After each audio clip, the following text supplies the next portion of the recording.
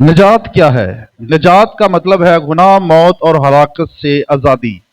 انسان جب سے گناہ میں گرا ہے تب سے وہ نجات کی تلاش میں ہے۔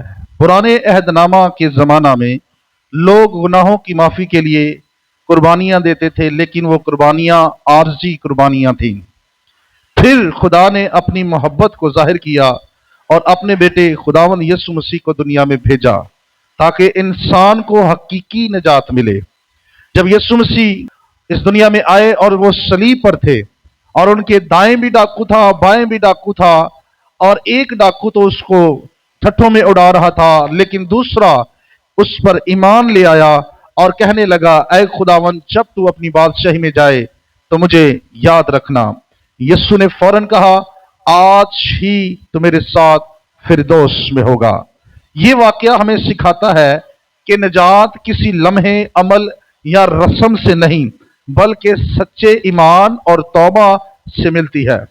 وہ ڈاکو جس نے اپنی زندگی کے آخری لمحے میں ایمان لایا اور خداوند یسوع مسیح کو قبول کیا، اسے نجات ملی۔ بائبل ہمیں سکھاتی ہے، اعمال کی کتاب اور 4 باب 16 آیت لکھا ہے، اور کسی دوسرے کے وسیلہ سے نجات نہیں۔ آج اگر آپ بھی سچے دل سے ایمان لائیں اور توبہ کریں تو آپ بھی اس نجات کا تجربہ حاصل کر سکتے ہیں۔